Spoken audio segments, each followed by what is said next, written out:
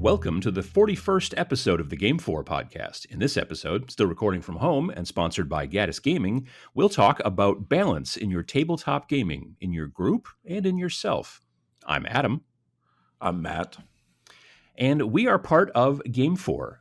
We are an app that helps connect people together. We're currently hibernated because of the world pandemic, but we are hoping to be able to come back and connect tabletop gamers to each other. And right now, in the meantime, we are having this podcast to help teach you about how to think about your tabletop gaming, how to get more enjoyment out of it, how to get more engagement with it, that kind of stuff. And we're going to just keep on doing that until things get better, and probably through that, hopefully. So speaking of gaming and hobby, what kind of stuff have you been doing since the last episode, Matt? So it's been a non very hobby filled 2 weeks. Just it's that time of year, even if there's a pandemic, it's still kind of busy. Sure. But sort of hobby related, since I used a lot of my hobby materials, my miniature stuff, and 3D printers. But I made so every year. We do ornaments. Each person in the family gets an ornament, usually in their stocking. And typically my wife buys them, usually around like Black Friday at the mall, because all the little shops that kiosks in the mall finds them. So this year that obviously wasn't an option, and I decided to try it myself. Basically designing, modifying and printing a bunch of designs I found online to make my own ornaments. Nice. For everybody. So I printed those up and got them all painted in time for Saint Nick, and except for one that had an accident of somebody sitting on it by accident, they all were very loved. That one's gonna take some repair time, but not too bad. So yeah. What's did you print them on the resin printer or filament? Mostly, I think they were all ended up on the resin. They were originally, I think they were going to have some parts that were not, but I was able to craftily put everything on the resin printer. But they came out pretty well. I had some stuff from like Among Us all the way to like I took somebody had 3D scanned an Eggo waffle, and so I made my daughter's really into Stranger Things. And so I made her a customized 11 Stranger Things ornament. An Eggo, yeah. I get you. Yeah, and just in case anybody needs to paint an Eggo, the yellow contrast paint works really, really well. Well, there's a couple yellow ones. Probably the darker yellow, I bet. Yeah, the darker yellow one did a nice job between kind of getting that little bit of a brown, like toasted look, and then kind of that still yellow look. It came out really well on that. So. Well, that's good to know. Yeah, absolutely. For your waffle needs. Right. Yeah. In case you're having starting your waffle legion in I don't know, whatever game it is you play that has a lot of waffle based gameplay. No, that's really cool. Yeah. I mean, that's the thing is that these resin printers. I think that when I watch videos of people who are into 3D printing and are 3D printing hobbyists, very frequently they print the same stuff over and over again, especially when they're reviewing different printers. But I do sometimes wonder, I'm like, well, what do you if you don't have a secondary hobby that relates to this, what are you doing with it? But I mean, Christmas ornaments and stuff like that makes a lot of sense. Like we generally think of like, well, you get a 3D printer so you can print terrain for gaming or models for gaming or extra add-ons for gaming or dividers for gaming for your, cards and all that stuff. But if you're not a gamer, then what do you do with it? Well, Christmas ornaments and fixing parts and doing all kinds of things. I would say the only thing that I've seen, there's some of the cosplayers are really good now that they get large format. Yeah, they're just starting to do some pretty cool things in there. But sometimes you see them and you're like, well, why are you printing the little boats 5,000 times? Exactly. Yeah. Well, I mean, and if you're testing, that's fine. If you're on a YouTube channel and you're testing, I get it. Absolutely. But if you're just basically, a home user who's trying to make this the best it is, but you just keep printing a little, what's that boat called? Even I forget. There's a name for it. Benchy. Yeah. Bodie McBoatface. And but yeah, it does seem kind of odd. Like it seems like, and there's nothing wrong with it. It's just to me, I'm always like, well, you should make cool stuff with it as opposed to just making it work Yeah. better, but making the same stuff over and Right. over. I can't stand That's printing the same personal. thing if it's not like I'll even do like miniatures, to compare, but then I won't even use the same miniatures all the time. Sure. But I did see like because there's the XYZ cube Yeah. that people print to try to Hmm. make sure that your sizing is right and that all three faces are doing well. Yeah. Somebody modified that to basically Lego them so that they the top and the bottom stack so that So after you crank out a whole bunch of them, you can just use them you as have building building blocks as blocks. well. Yep. Nice. Yeah, That's a so they're smart almost idea. they almost like Duplo, and I'm like that I'm going to start using because like Yeah. just having weird plastic just sitting around for no reason just drives me nuts. I mean, you're still predominantly using PLA for your resin or for your filament printer, right? Yeah. Yep. Yeah. So that's Yeah. a bioplastic basically for people out there, so that it is generally kind of biodegradable, right? I mean, long Yeah, term, I more than believe regular it's plastics. mostly cornstarch and some stuff. Yeah, that's why Yeah, you yeah. cannot if it's like gonna have heat, like leaving your car, like don't leave. If I've seen people that do like the phone holders for their cars, and then like on a warm day they just melt. Oh yeah, no, I could see that. That makes sense. So, yeah, typically If you got a unless I open absolutely top need it, Jeep and then I it gets don't use rained it. on, that's no good. Right. Yeah, yeah, yeah. No, absolutely. Well, that's cool. Yeah. Well, I'm glad that was a nice Christmas thing. Yeah. Um, So how about you? Yeah, I let's see here. So I had been working on a Tyranid kill team on Twitch, which was Hmm. 7 Tyranids instead of 200. There were 3 warriors and 4 gene stealers, and I finished those up.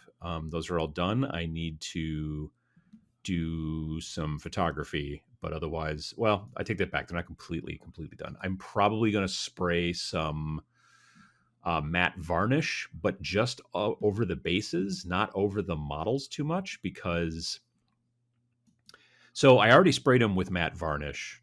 Actually, I take that back. I don't need to spray them with matte varnish. I already did that. That's right. It was the Okay. night haunts. It's the night haunts I need to do this to.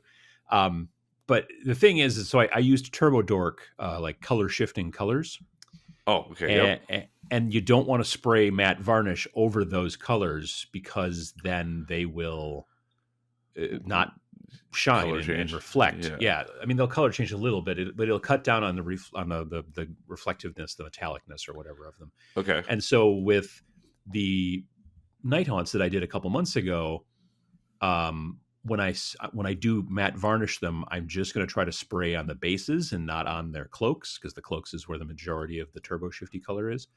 Okay. But with these, now I come to think of it, with the Tyranids, I basically painted them up until the last step, which was going to be putting on the Turbo Dork color, and I then matte varnished them before I put the Turbo Dork color on them. So they are all safe. Their bases are covered, their arms are blue, all that stuff. And then the last step was to paint on the Turbo Dork stuff. So I don't need to put that stuff on there for the Tyranids. So anyway, they're done. I just need to take some nice photos of them, put them on Instagram, because if you paint miniatures and you don't put them on Instagram, did you really actually paint them? I don't know. So yeah, I got to do that. And but since that's finished, I've started working on the. I was trying to decide between Stormcast Eternals or Gloomspite Gits for my next Warcry warband. I will be doing both eventually, but I kind of had to try to decide which one I wanted to do. And for whatever reason, I just had this itch, partially because I hadn't worked in a lot of metallics lately, and also partially because there was only 5 of them. But I decided to go with the Stormcast instead of the Gits. Okay. So yeah, I started painting them Friday of last week. I did a session on Twitch, and then I did another one Monday. And yeah, so I'm not doing them like are normally seen in the boxes. Very frequently in the boxes, they're like gold metallic with like this Hmm. kind of middle blue, not navy blue, but like a slightly lighter than navy blue kind of Right. accent on the shield and the shoulder pads and stuff like that. I'm instead going with silver instead of gold, and instead of that blue, I'm going black. Oh, And I interesting. discovered something new too. I like to paint the rims on my models black. the rim or the around the base. I like to paint Yep. that black, and I've been using for years a brush on black primer from Reaper, and it's worked pretty well. But sometimes it doesn't go completely black. Like I don't know what it is. I don't know if it's because it's old or whatever it is, but it just doesn't quite do it. Um, and so it's not as black as I might like. And even sometimes throwing down a second layer doesn't necessarily do the job. So I threw down one layer on all the rims on these guys, and then I when I was working on the Stormcasts, like the black on their shoulder pads and the black on their shields, I used a color called coal black from Monument Hobbies, the Pro Acryl paints, and I put Okay. that down as the first layer. And then I don't know what made me even want to do it, but I'm like, well, what if I just throw a contrast color over it? What if I throw Black Templar over that? Because originally my thought was I was going to throw Black Templar down over the silver, but then I knew I would still see silver through it because it's Right. opaque, but not completely opaque. Mm-hmm. As contrast paints go, it's one of the more opaque colors, but it's not completely opaque. So I just threw down black, and then I'm like, well, I'll just throw this color down over the top of it. And when I threw the contrast color over the top of the regular opaque coal black paint, it really tied it together and made it look really nice. And it got rid of any kind of like brush strokes.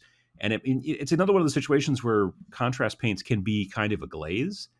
And so it worked Yeah. out really, really well. So after I worked on the rims on these Tyranids, I was like, or no, it was on the Night Haunts. I was doing some of the rims, and I was like, So I painted them with one coat of that black, and then once that dried, I just went over it with the Black Templar contrast paint, and it really did nice work on the rims because it really, again, helped get rid of any kind of brush strokes.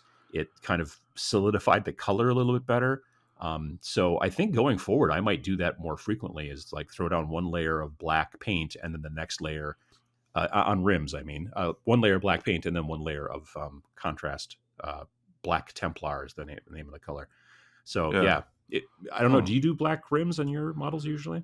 Yeah, it's usually that. I'm trying to think if I've used anything but black, but Like Games Workshop these days is going gray, but they used to do brown. And then way back in the day, back in the like 90s and the early 2000s, they were always this color called Goblin Green, which was, but that's because every base that they did back then, they just put grass on it. You know what I mean? sure. So Yeah, they yeah, just yeah. were going to tie that all together. But lately, like the most recently, when they come out with new models, they almost always have a gray base. But I've always preferred black. It just reminds me of basically it looks like you didn't paint that part, because it looks like the black plastic of the base. Yeah, Yeah. and it just kind of finishes off, and it gives it a nice shadow, and Mm-hmm. I've always liked it. I always use I've always been using Army Painter's black matte, Yep. um, and it Yep. just flows really nice off of it, and it's the last thing I always do, and it's always just is a nice calming finish. I don't know. Yeah. Yeah. No, I think it ties the model together nicely. So anyway, yeah. So I'm still working on Stormcast Eternals and all that stuff. There's this video game called Cyberpunk 2077. If you pay any Huh? attention to video games, you I might have haven't heard of heard it. about it. Yeah. Yeah. They originally announced it in 2012, which was before I started my YouTube channel. I just realized that recently. That's how long they've been working on this game. Wow. Yeah, that Yeah, puts it yeah, in it's perspective. 2012. Yeah, so anyway, it came out a couple weeks ago, last week, whatever, and I've been playing on the PC, thankfully, because evidently I was going to get it on the PS4, on the PlayStation 4, but as it turns out, the PlayStation 4 version and the Xbox One version are not great. Like they're all a little buggy, but those are like barely even working buggy, evidently. Yeah, So those seem there's been like a they're lot of pretty news about rough. that. Yeah. Yeah. But on the PC, I mean, honestly, I've had very few issues. Almost immediately when I first started playing the game, there was a guy who was sitting on the hood of a car and the car was not there. So he was just like Wonder Woman, sitting on the invisible jet kind of thing, or Yeah. whatever. And I was like, huh. And then I've seen a couple other little things here and there. And then recently I had like a save game, like an auto save, like a checkpoint save that because Yep. I died and then I went to the checkpoint save and fell through the world. And then it Oh, just kept nice. doing that. So I just had to go back to a slightly earlier save and then it fixed it. But that's happened to me like once. But I honestly, I've had that happen in Grand Theft Auto 5. I've had it happen in games, Yeah, and that was from the time thing. to Like, time. I've seen like stuff like that are showing like Red Dead Redemption where the horses are standing on top of one another, and Yeah, exactly. Yeah. Every once in a great while, I'll see like two people sitting on a park bench out because it's a city. You're out in this big right, city, and you'll have two people who are sitting in the same spot on the park bench. So they're sort of like morphed together, like they got some sort of transporter accident. But it's otherwise on PC, it's not terrible. So, but I've been just enjoying that. Driving around town on a motorcycle, doing stuff, things like that. The story's been also good too, but the graphics and all that I've been enjoying. So that's been taking up some time, but not too bad. very cool. And then a little bit last night, actually, I was working on finishing up my cultist warband for Zona Alpha because I want to paint them off stream. I'm not going to put them on Twitch. I'm going to paint them off stream just so I can get them done Okay, faster. And then after that, I'm going to go into my next faction for Zona Alpha, which is it's not the military. It's, I think, maybe, oh, I forget. It's like some sort of other paramilitary group that's going to be in there, and I've got the models all bought for that. So I want to get into that next, nice. and maybe get that finished over the last couple of weeks of December here. We'll see how it goes. So yeah, Yeah, awesome. yeah, Yeah, I'm yeah, hoping yeah, to get back to my Blood Bowl soon. yeah. So, Which team are you working on? the Black Orcs will be the first one I'm doing. Gotcha. Yep. Yep. Cool. Yeah, So, I keep meaning to watch a battle report on the new version, and I haven't seen one yet, so I just haven't thought of it to do it. But I want to mhm. kind of see what kind of changes and stuff there are. So Yeah, cool. All right. Well, our friends at Gaddis Gaming want to thank their supporters for bringing their latest Kickstarter campaign, Empire Falls, to life. If you missed the Kickstarter or want to add to your pledge, a pledge manager will be coming soon. I'm glad that they hit their goal. I was glad to also back the Kickstarter, and yeah, I was glad that and they were even able to hit the goal. absolutely, and they even got like one of the stretch goals. And then he's been like this kind of opened the floodgates. There's been a lot of stuff that he's been working on in the background, Hmm. waiting for this to come out. Like there's a lot of new models coming out. He even has like a graphic novel that he showed Yeah, I a saw a post glimpse about of. that. Yeah, Yeah, yeah, which looks really cool because he's got yeah, tons of stuff coming. So yeah, I'm excited to see what comes next. yeah. Absolutely, me too. And as an added thank you to all of our listeners, you can now get 10% off your entire purchase of World War One and World War II miniatures at Gaddis Gaming's website when you use the promo code GAME4. That is GAME and then the number 4, all one word. Not Game 4 like GAMEFOR, but GAME number 4. Yep. Follow the link on follow the link on gaddisgaming.com. That is GADDISGAMING.com or in our show notes. And thank you to Gaddis Gaming for sponsoring the Game 4 podcast. Yes, thank you. Absolutely. Um, so the topic of today's podcast is about balance in tabletop gaming. It's inspired by a question about kind of personal gaming balance from one of our listeners. Actually, we got a listener request kind of from Carlos, Hmm. and we'll be sending Carlos a Game 4 T-shirt. So we'll be reaching out to Carlos and getting their address and going from there. So yeah, it's basically the question was a lot about balance and about how to, like, and it relates to some degree. I think it can relate to some degree to burnout, which we've talked about before, Hmm. but it can also it can refer to kind of interpersonal stuff. So there's your own personal balance, but then Right. there's also gaming group, gaming club, whatever, however you want to, organize that, like balance there as well. So I mean, like, okay, so I guess first step is like, what are we talking about when we talk about balance? What are we Right. Right. referring to? Right. Um, And we don't mean like everything has to be equal parts. Like, oh, no. I played 25. I played 2 hours of a board game, so now I need to play 2 hours of this other board game to even it out. Hmm.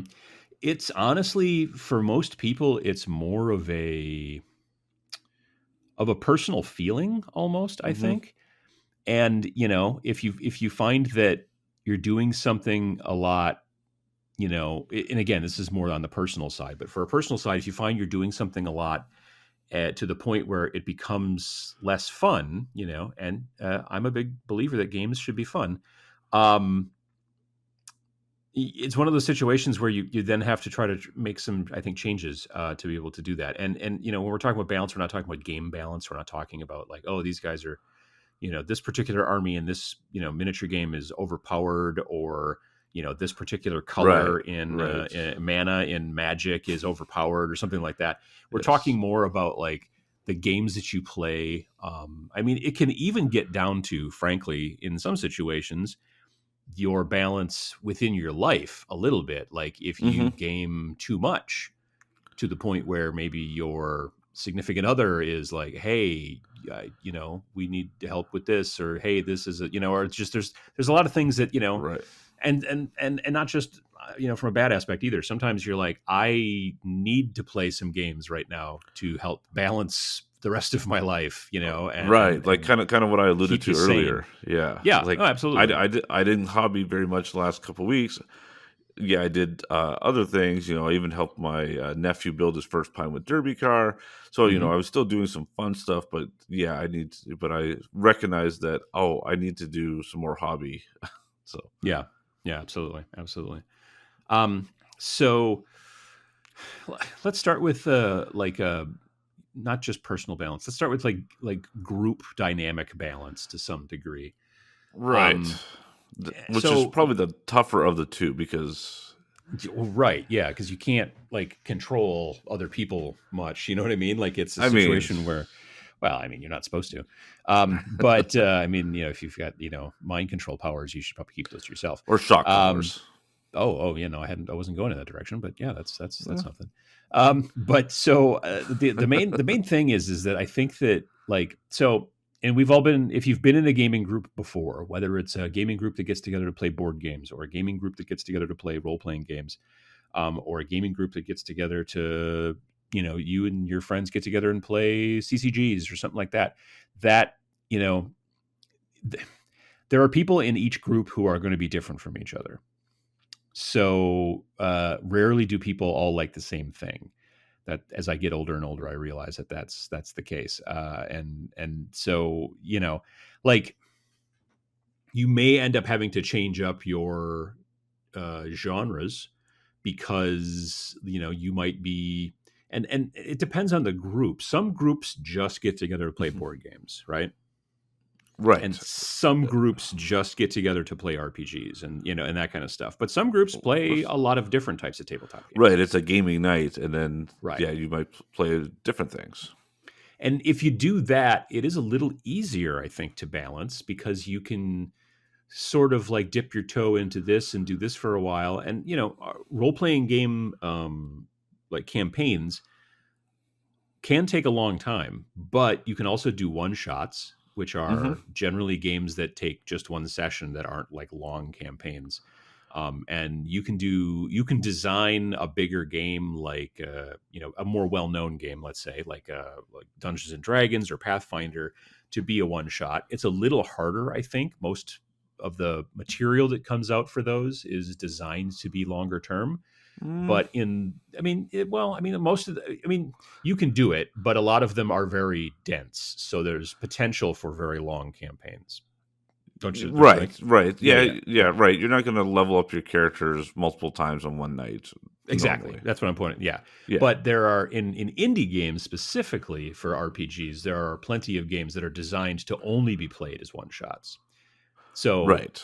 and that could be something if you've been playing in your gaming club or whatever, your group, your campaign, your party. If you've been playing Pathfinder for a year and you finally got to maybe like some sort of stopping point, and you're going to keep on with these characters, or maybe you're going to start all new characters on a new campaign or whatever. Maybe as a palate cleanser in between, you play some some one shots from some sort of indie game, out there. Like you've been playing you had been playing at the beginning part of the pandemic, Lancer, is that right? Yeah. Hmm. Yeah, yeah. But that was again a longer campaign, wasn't it? Right, but yeah, and we mixed it up with some other things as well. So there's balance there. Yeah. Absolutely, Hmm. and also if like dungeon master, what is the online PDF The thing? online PDF. No, Roll like the 20. site. It's not. No, no. Uh, um, Drive through RPG.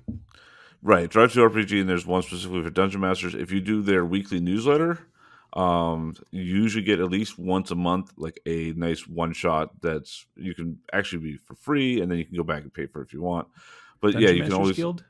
Dungeon Masters Guild. Thank you. There you go. There you go. I knew I was Um, going to come up with it eventually. yeah, um, like this, I think it was like last week's was like a fun kind of. I think they used like the Ravenloft campaign setting for Dungeons and Dragons, and it was Hmm. a kind of a fun Christmassy theme type one. Christmas Where vampires. yeah, so although I think it was still D&D, but I don't, and so there was still, but yeah, it had yeah like a good campaign, but it had some Christmassy type stuff where there was snow and presents were being stolen and people were being murdered. Sure. So Yeah, like yeah, normal Christmas. Yeah. No, but so yeah, and yeah, even following along with like the seasons and stuff like that, if it works within your RPG, like that can also help to sort of change things up and bring a little bit of balance in. If you've been doing and you've done both roles as well, so you know this far better than I, because I've never been a GM. If you're being the GM for a while, there's times when you get sort of tired of being a GM, or you would like to just play for a bit too. So being absolutely, able yeah. to switch This between.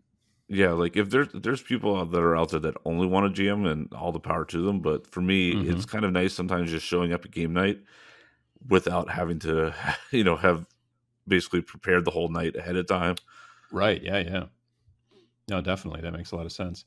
Um, so yeah, and like we said, if you're a situation where the gaming group is not just attached to one genre of tabletop game, if you've got the ability to switch between, and I think this is the case with a lot of gaming groups, but not all.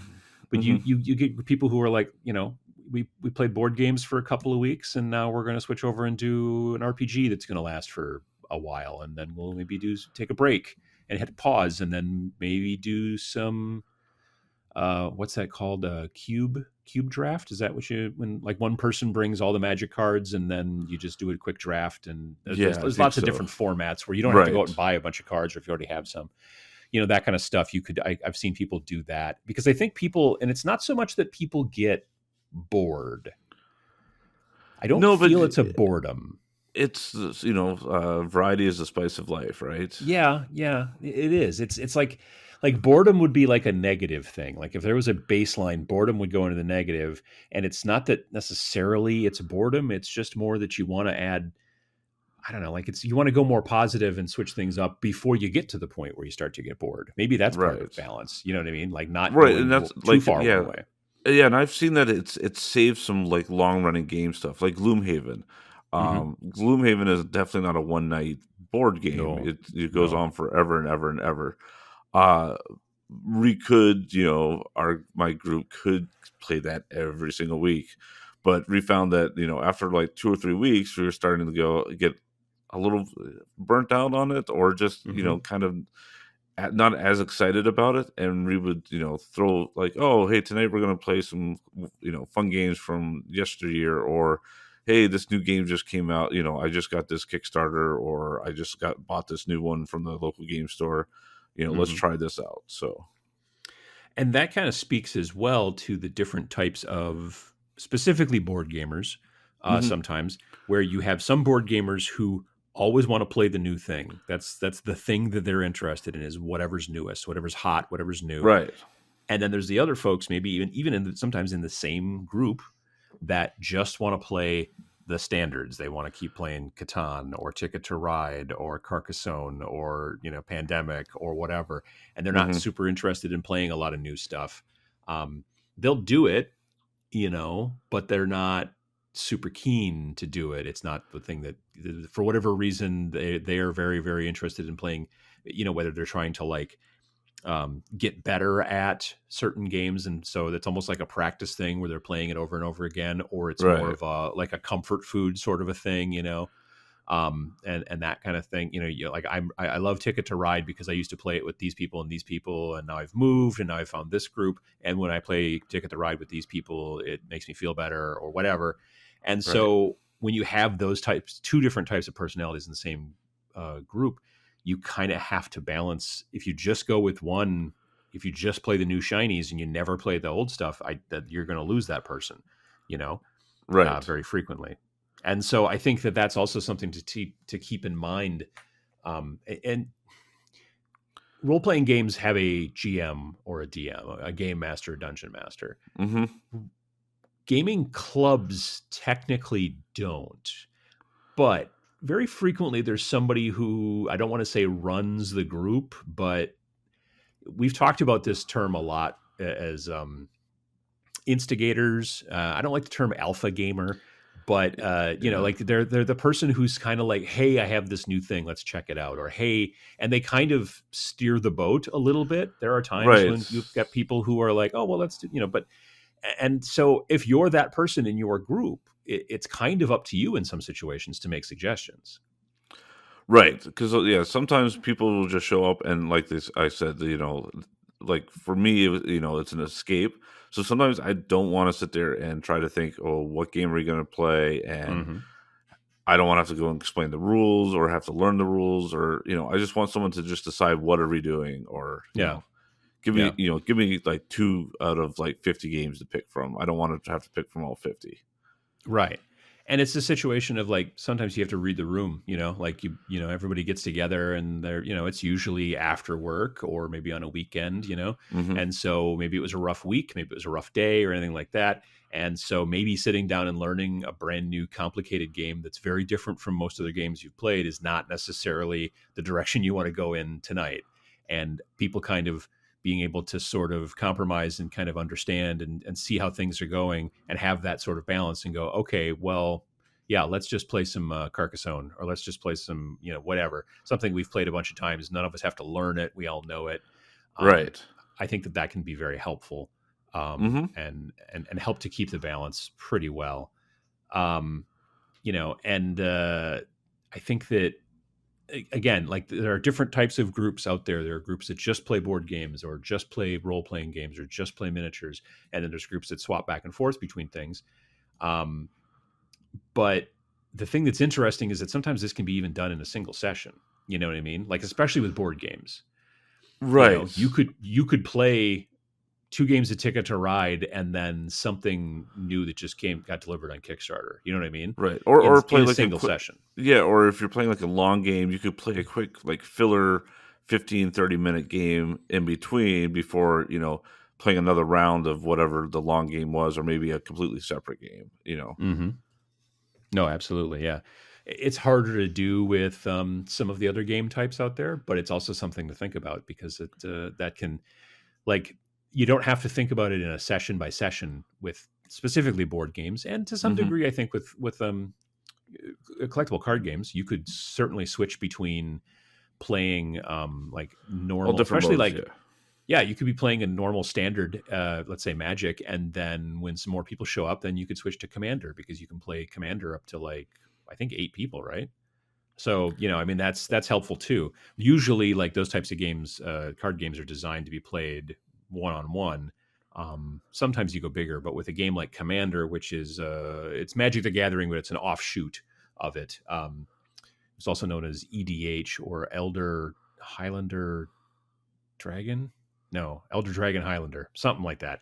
And it's basically you're playing with a hundred card deck, and you can't have any duplicates except for land, and there's a bunch of other little rules. But you can pull Hmm. cards from like at nearly every set, and it's a different way to play, but it's interesting. It's the last way that I actually played Magic, and it's interesting because you don't. It depends on the group too, and this I think also ties into balance because it's not just like the games that you want to play or even the Hmm. genre. Sometimes it's the play style. The last couple of games that Right. I played of Commander with some people at the local shop, this was a couple years ago. These people were all Magic. pros, like not actual professional Magic players, but like have been doing it for forever. And Seasoned players, so yeah. exactly, seasoned players is a good term. And I'm trying to like literally kind of relearn Magic and kind of learn Commander and how to do it. And they are trying to figure out the easiest way or the best way to pull off the craziest combo from all of the cards that they've been collecting over the last 20 years. And it was a tough crowd to hang with, frankly. And so that's a situation, because it's also important to balance, especially within a group or club, skill level. You know what I mean? Right. Yep. Yep. Yeah. Having the min maxers played with the casuals all the time is probably not going to be a great way to do everything, especially if you're playing very crunchy games. Yeah, That's but and that's another way to kind of with your balancing your gaming group is that typically most games, depending on the size of your gaming group, do not include everybody in your gaming group. Sometimes there's a couple games going on, and so you can swap out and kind of hey, I know these guys are real serious about Euro games. I'm going to play with them for this game, and then I'm going to swap over to these guys that are more about having fun and casual, and I'm going to go do that. So you don't even have to worry about the specific people swapping. Sometimes you can just swap which people you're gaming with. sure. I mean, and sometimes that's different nights, different sessions. But sometimes if a gaming group is big enough, it can just be Hmm. two games going on at once, like in somebody's basement.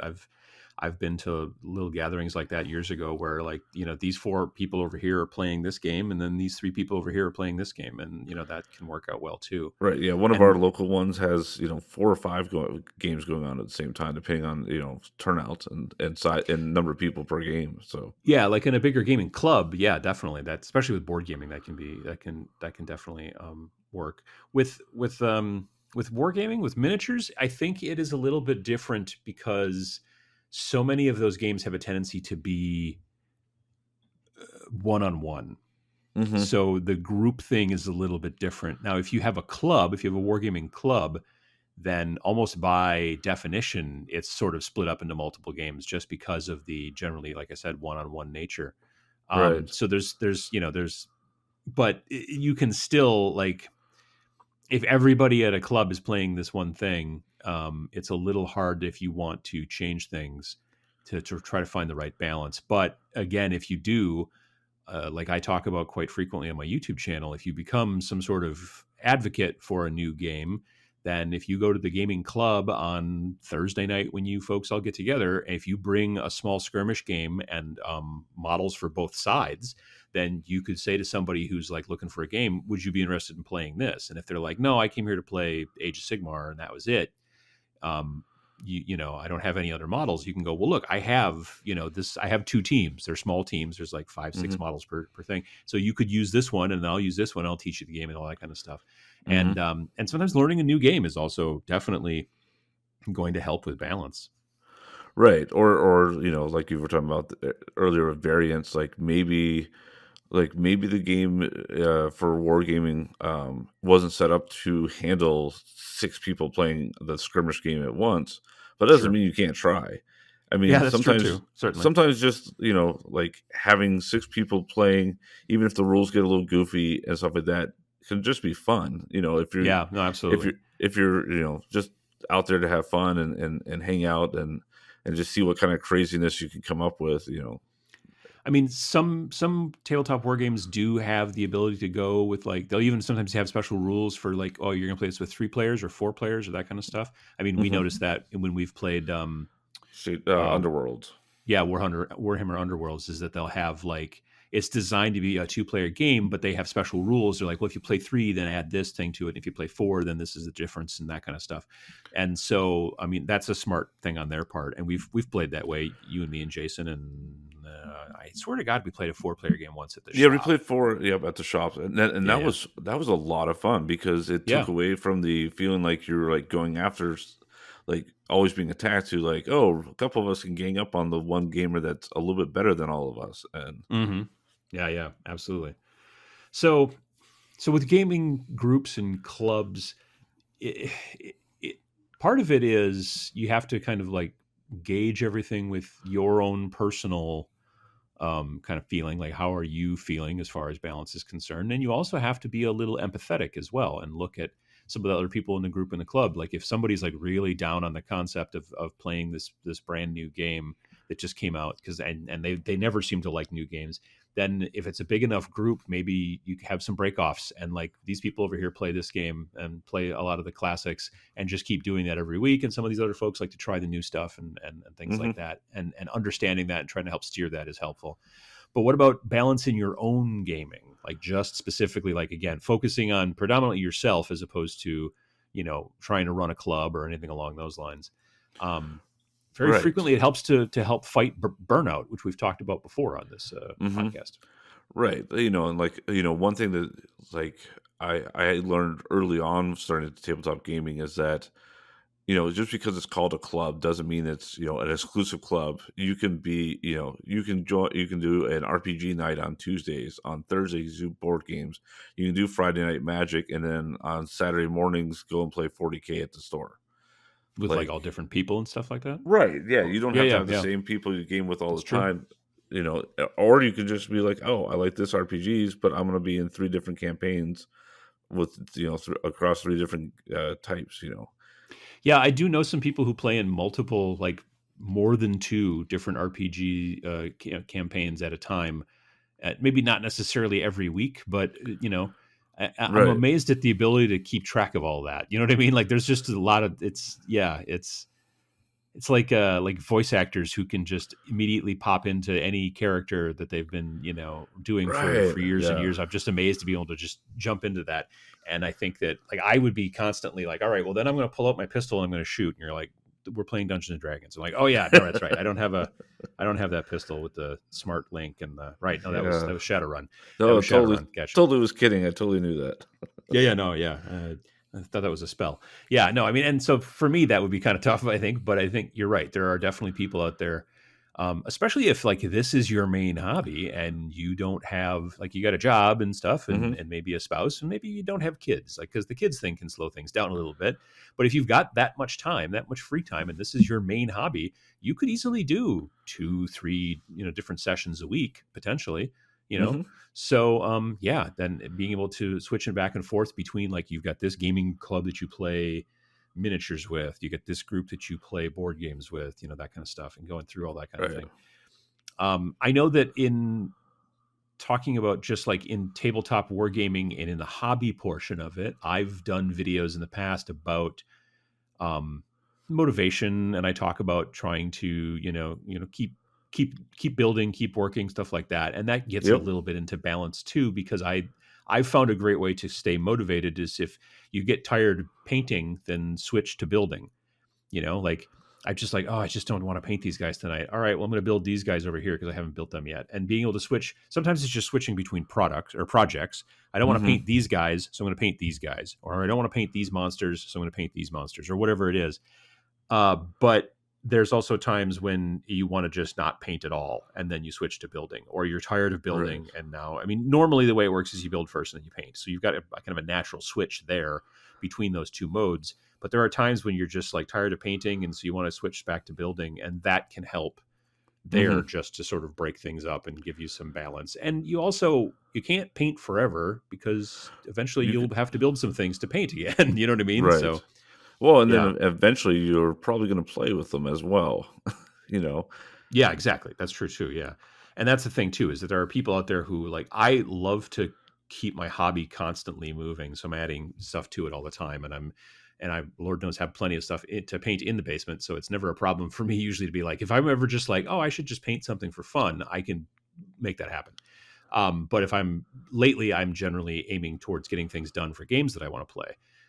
But then the point is then eventually to play them. Now, right now, a lot of us obviously are sort of stuck at home with the pandemic and things like that, Right. so it's difficult. But and that's a balance issue that's going to hopefully fix itself sometime next year. We'll see how that goes. But right now, I know there's a lot of folks that, especially in the tabletop wargaming miniatures side of things, that are getting a lot of things painted so that when they can start playing again, then they'll have a bunch of stuff to take to the shop and show to their friends, and it won't just be gray plastic. Um,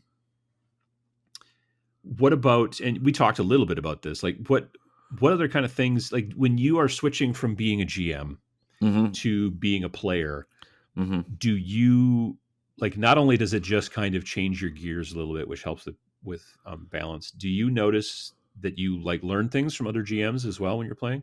Oh, absolutely. Yeah, there's stuff that I'll pick up and go, "Oh, I like how they did that," or Hmm. like, "Oh, they kind of did this different. I wonder why they're doing that." It's so you know. And there's sometimes, yeah, the where I'm like, "Oh, I didn't like how they did that," but that's okay too, right? Hmm. Yeah. Um, and then even the Learning what to not do. Yeah, yeah. right. And even, like just if you're just a player, switching between like character types or archetypes, like if you're always playing the healer in your group, it's, that can get tiresome as well. Like Hmm. if you're like, oh, we play six different types of RPGs, but I'm always the brute fighter. Like, maybe some people will like doing that the whole time, but, sometimes, finding a balance of where you're like, "Okay, well, yeah, this long campaign I just got done doing, I was a heavy magic user and relied on all that. So now I'm gonna, be, a rogue and be more crafty and, hide in the shadows, or I'm gonna be a more of a magic user or something like that." Yeah, that's a Uh, good point too. Balancing the type of character you play, just so that you're able to try different styles of play and different, even mechanics. I mean, there's definitely much right. different mechanics to being a fighter than there's to being, say, like a magic user. Yeah, that makes a Right, lot of and there's sense. very different ways to play based on your motivation. Like if you're, a paladin that's always looking for just versus, a sorcerer who, came from a background and you're just trying to like be basically a mercenary trying to survive and, you Hmm. know, paying out for the highest dollar. You've got very different ways to play. So, Yeah, no, absolutely, absolutely. No, that's that. I think that there's a lot of, specifically in role playing games, you have a lot of options for changing up play style. You're right. There are plenty of people out there who do have a tendency to play kind of the same type of character over and over again, but you have a lot of options to change things up. hmm. As you switch between characters and between different systems and different, even like eras or backgrounds. You play a sci-fi game, you play a fantasy game, you play, that kind of stuff. Yep. I think that with board gaming, a thing that you can do to help balance that, you see this happen a lot with board gamers, especially if you've been board gaming for a while. There's kind of almost like a joke in the industry that eventually you've played board games long enough that sooner or later you will try to start making your own, or delving into game design, which we did a video. We just did a podcast about kind of getting into games, how to kind of get into game production and stuff like that Hmm. relatively recently with Lee. Yeah.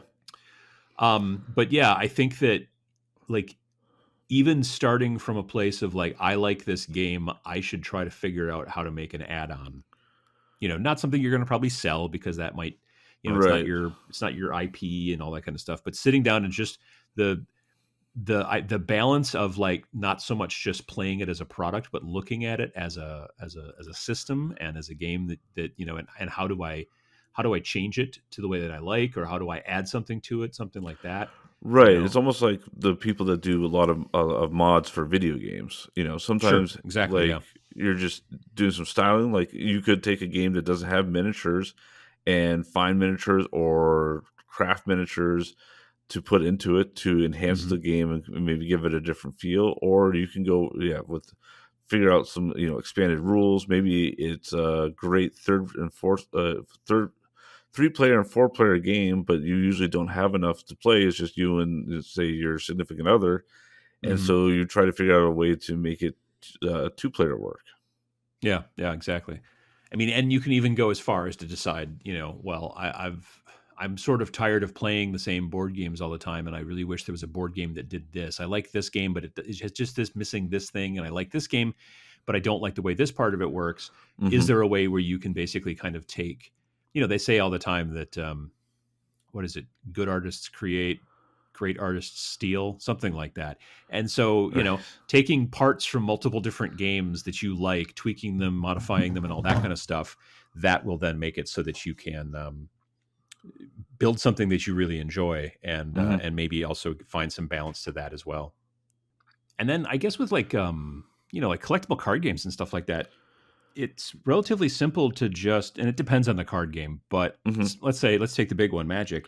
It's pretty simple to basically just change up your deck to, if you're getting tired, or if you're like, oh, I just, I'm always playing it this way and I want to Hmm. balance out and try something different and make it a little bit different so I enjoy the more width and depth, or no, the breadth and width, whatever, of Yeah. the game. So if you're, again, like I said, if you're playing something like Magic, you could be easily like, you could just be playing blue deck all the time, and you're like, you know what, I'm going to try to build a red and black deck, which I've never Hmm. done before, let's say, and go from there. And so that could be something that could help you out. Um, Right. Another item you could give yourself kind of like personal restrictions, like just for fun. Like, okay, I'm gonna yeah. try to build a deck where all my cards have to start with a vowel, or Oh wow. I can't, or Yeah, I yeah. can't, or I can only use ones that have a power of 4 or higher, or 4 or lower, or something like. Yeah, there's a style of Magic, from what I understand. It's called, I think it's called Pauper, and I think you can Hmm. only play with commons and uncommons, like no Okay. rares Right. or like all that kind of stuff. So yeah, it's interesting to kind of to give yourself like these restrictions just to see if you can still kind of enjoy it, or and you usually can, but then like how do you enjoy it, and how do you, because it's Right. a lot of times what balance is to, it's not just to do things differently, but it's to think differently, I think. You know what I mean? Right. It's If like your right. brain gets stuck into a rut, the balance needs to change. Right, I always remember art class was great about, teaching you that, like, okay, this art project, we're gonna do this. You're like, you got all excited. Okay, they're like, but you can only use, like one colored pencil with you have to pick the color to do it in, and then Yeah, yeah, and you're like, oh, but at the same time, it worked. You got to learn more about how to affect with shading and darkness and stuff like that. yeah. So yeah, maybe you like drawing and stuff, but having that restriction put on you taught you something along the way of how to do that. So when you go back, you can apply that format. I went to art uh, camp one summer in high school, and I my roommate, he would do these amazing drawings, and they would just be in ballpoint pen, like Hmm. plain old, just like a Bic, and he would just do these Right. amazing drawings and like all this shading and all this stuff. And he was basically just trying to figure out with just a ballpoint pen, like how to like get these different things that you would not normally, especially from like a distance, you'd look at it and be like, oh wow. And you get up close and you're like, oh wow, this is all pen. This is just like ballpoint. And he'd be like, yeah. And it was Hmm. very cool. So yeah, that's again making you think differently about again, a style of play, or that kind of thing. There's a lot of things I think that you can do within the realm of um, gaming to help balance things, and balance is important because it keeps you gaming. If you get Hmm. overbalanced and go too far, if you look at a scale, like a normal, like, or not a scale, I don't know, like a seesaw. If the seesaw is not balanced, then one side hits the ground, which Right. is not fun. I don't know if that's a very good analogy. I think it's a pretty lousy analogy. It's not Eh. very balanced. But the idea basically is that you want to stay balanced because it keeps your, I think, enjoyment of the overall gaming something. eh, Right. it It's just keeps like like everything else. Like if you can go and eat at the same restaurant all the time and hmm order the hmm same meal all the time, but you're probably gonna get bored of it. yeah, Luckily you have to eat to survive, so you're gonna be probably fine and not die, but you sure, know, you're yeah, you're gonna get bored with it. but And it's not ideal. right. Yeah, yeah, Although no, I agree. yeah, because I know like the like Pen of Penn and Teller, that was pretty much how he lost all of his weight. Was he was told to pick one item, and the item that they picked was potato, because his doctor that it came up with the weight loss idea was basically told, well, you can't, yeah, you could do it, with just all meats or all breads, but you could never do a diet where you focus on as a starch. That's just not a thing. So he was Right. like, basically to like prove people wrong, was like, oh, potato. And that's how the diet starts, is you can have as many potatoes as you want, but you can only have potatoes and you can't put anything on it. And it hmm basically got him bored of eating to the point where he only ate to keep himself alive versus, eating for enjoyment and Right. stuff Yeah. like that. So exactly, yeah. With that, in that situation, he purposefully unbalanced so that he would not enjoy eating as much. Right. Whereas with But and gaming, you then don't want to yeah. do that, obviously. But Well, and yeah, then that what he shows found, that shows the yeah, opposite. right, and he found out that later on that where he used to have to overseason everything, that he found that just a little pinch of salt in something he could now taste again, because Hmm. it, Hmm. it refocused his balance from having to have extremes to having a more focused thing. So Yeah, that's very cool. I don't know that I would be able to just live on potatoes though, personally. But he's a stronger man than I. well, he now he can eat whatever. It Sure, right? kind of Yeah, so yeah, yeah, yeah. No, you and got that to was the thing. I was like, reset your. He basically reset his brain as far as food was concerned. exactly. Like, you Yeah, went to the strained carrot level life of level of your yeah. life. Yeah. But for gaming, let's try to stay balanced as opposed to go all one way. Exactly. I think that's probably the better plan. But I yeah, that's cool. Well, thanks again for listening to this episode of the Game 4 podcast. If you've got questions or comments and you're watching on YouTube, please leave a comment below. If you're listening via your favorite podcast player or just aren't into the whole YouTube comment section thing, then you can feel free to reach out to us via email at podcast@imgame4.com. You can also find us on Facebook, Instagram, and Twitter. And check out our website at www.imgame4.com. That is www.iamgamefor.com. Thanks. Thanks, everyone.